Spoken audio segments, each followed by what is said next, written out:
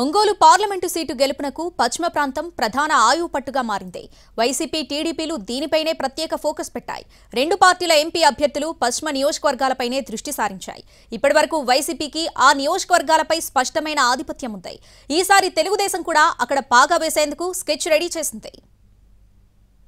Ongole parliament పరిధిలో రాజకీయం రసవత్తరంగా మారింది. ఇక్కడి నుంచి వైసీపీ తరఫున చెవిరెడ్డి భాస్కర్ రెడ్డి పోటీ చేస్తున్నారు. టీడీపీ ఇక్కడ ఎంపీ అభ్యర్థిని ఇంకా ప్రకటించలేదు. మాగుంట శ్రీనివాసులరెడ్డి తనయుడు రాఘవరెడ్డి పోటీలో ఉన్నారు. వైసీపీ అభ్యర్థి చెవిరెడ్డి భాస్కర్ రెడ్డి పొదిలి కేంద్రంగా కార్యకలాపాలు కొనసాగిస్తున్నారు. మాగుంటకు ఒంగోలులో ఇల్లు ఉన్నప్పటికీ ఆయన మార్కాపురం కేంద్రంగానే రాజకీయాలు నడిపిస్తున్నారు. వైసీపీ ఆవిర్భావం తర్వాత జరిగిన 2 ఎన్నికల్లోనూ ఆ పార్టీ అభ్యర్థులే విజయం సాధించారు. అయితే టీడీపీ ఆవిర్భవించి 40 ఏళ్లు గడుస్తున్నా ఆ పార్టీ అభ్యర్థులు 2 సార్లే ఒంగోలు పార్లమెంట్ నుంచి గెలుపొందారు. మరోవైపు గిద్దలూరు, మార్కాపురం, ఎర్రగొండపాలెం, కనిగిరి, దర్శి నియోజకవర్గాలు వైసీపీకి కంచుకోటలుగా మారిపోయాయి.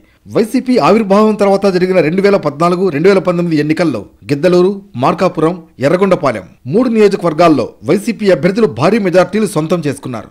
గత ఎన్నికల్లో కనిగిరి, దర్శి నియోజకవర్గాల్లో ఆ పార్టీ అభ్యర్థులు భారీ మెజార్టీతో గెలిచారు.